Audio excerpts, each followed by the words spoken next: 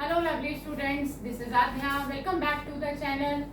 आज हम स्टार्ट कर रहे हैं 7th क्लास की एक्सरसाइज 2.1 का क्वेश्चन नंबर 5। हम सीखेंगे कि कैसे मल्टीप्लिकेशन फ्रैक्शन में की जाती है। हालांकि हमने कुछ क्वेश्चन स्टार्ट करे थे, अब इसमें हमें एक नया पैटर्न देखने को मिलेगा। हम ले रहे हैं क्वेश्चन नंबर 5। एक्सरसाइज मैंने यहाँ पर मेंशन कर दी है, क्लास भी मैंने मेंशन कर दी है। और हम 5th क्वेश्चन का ए पार्ट है 1/2 ऑफ, और इसके आगे से दो पार्ट और हैं। फर्स्ट पार्ट है 24 एंड सेकंड पार्ट है 46। हम इसका फर्स्ट पार्ट करेंगे। पहले ए का फर्स्ट पार्ट लेंगे, आप देखेंगे कि कैसे इसका कॉन्सेप्ट होगा। हम लिख लेते हैं 1/2 ऑफ 24।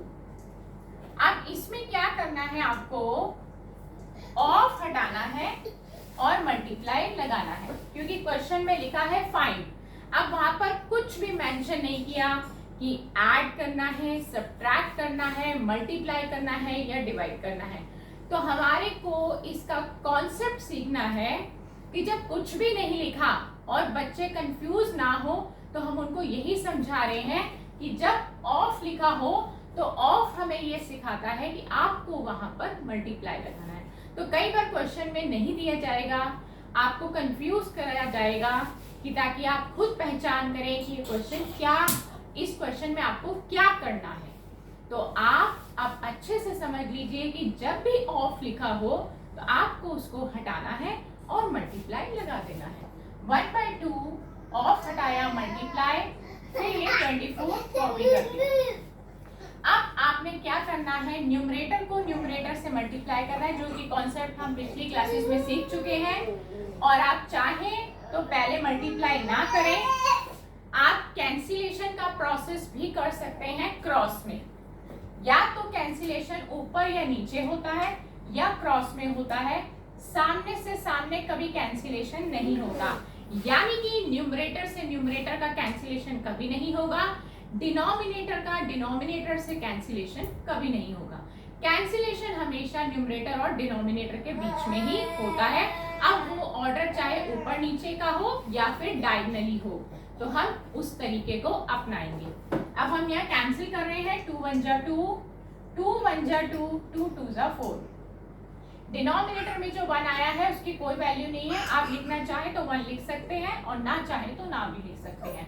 12 1 जा 12, तो फाइनली हमारा आंसर आ गया है 12। क्लियर? इसी का सेकंड पार्ट लेते हैं हम, ए का ही सेकंड पार्ट ले रहे हैं। 1/2 ऑफ, अगेन हमने कॉपी किया। अब हमारे पास 24 के रिप्लेसमेंट में 46 है। आपका पहला स्टेप रहेगा ऑफ हटाइए, मल्टीप्लाई लगाइए, देन 46 लिख दीजिए। अब आप क्रॉस में मल्टीप्लाई भी कर सकते हैं, और सॉरी क्रॉस में कैंसिलेशन कर सकते हैं, क्योंकि हमें दिख रहा है कि दोनों सेम टेबल से डिविजिबल हो रहे हैं। 2 1 जा 2, 2 2 जा 4, 2 3 जा 6, 23 1 जा 23 अपॉन में 1। डिनोमिनेटर में दिए गए 1 की वैल्यू कुछ नहीं होती है, न्यूमरेटर में दिए गए 1 की वैल्यू होती है। तो आप इसको 23 लिख सकते हैं। अब हम इसका एक पार्ट और लेते हैं, और वो हम ले रहे हैं इसका डी पार्ट, क्योंकि उसमें हमें थोड़ा सा और कुछ नया सीखने को मिलेगा। डी पार्ट के भी आगे से दो पार्ट हैं। मैं पहले क्वेश्चन कॉपी कर रही हूँ। 4/5 ऑफ, इसका फर्स्ट पार्ट है 20 और सेकेंड पार्ट है इसका 35।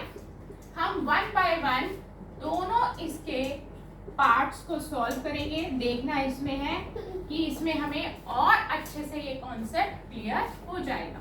हम इसका फर्स्ट पार्ट ले रहे हैं, 4/5 ऑफ 20। आपने क्या करना है, 4/5 लिया, ऑफ हटाया, मल्टीप्लाई लगाया, 20 को कॉपी किया, राइट।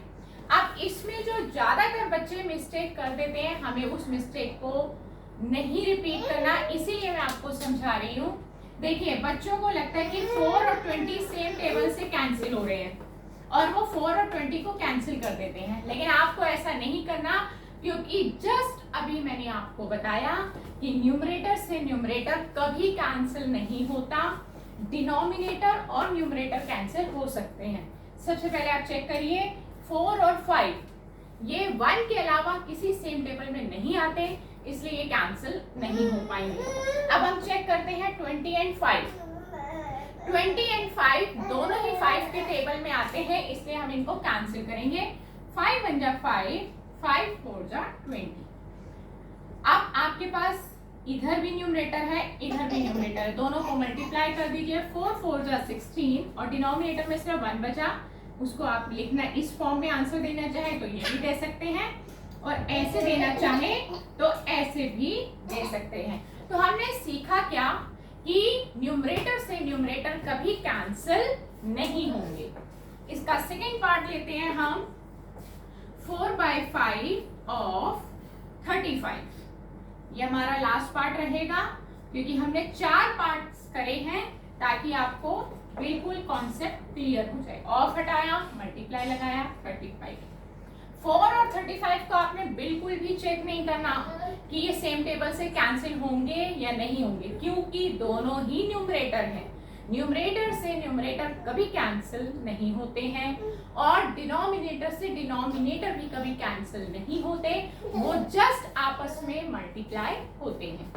अब हम चेक करते हैं कि क्या ये जो डिनोमिनेटर 5 है और 35 है, क्या ये सेम टेबल में आते हैं? Yes, both are divisible by 5। दोनों 5 से डिविजिबल हैं। 5 1 जा 5, 5 7 जा 35। अब आपको क्या करना है, बचे हुए दोनों न्यूमरेटर्स को, ये जो नया न्यूमरेटर आया है और ये जो पुराना न्यूमरेटर है, ये दोनों को आपने मल्टीप्लाई करना है, और अपॉन में 1 है, 1 लगाइए चाहे ना लगाइए। बार बार आपको बता रही हूँ, डिनोमिनेटर में लिखे गए 1 की कोई वैल्यू नहीं होती है, बट न्यूमरेटर में लिखे गए 1 की वैल्यू बहुत होती है।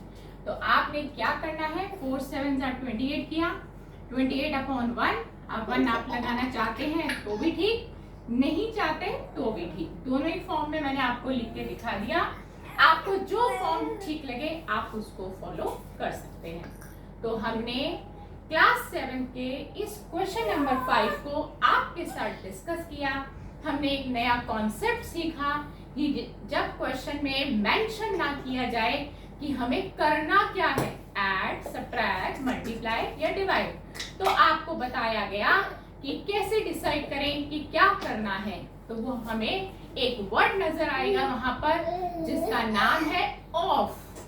ऑफ हमें बताएगा कि हमें यहाँ पर मल्टीप्लाई करना है। तो आज की क्लास हमारी इसी क्वेश्चन के साथ कंप्लीट होती है। नेक्स्ट क्लास में नए क्वेश्चन के साथ आपसे फिर मुलाकात करेंगे। Good bye friends.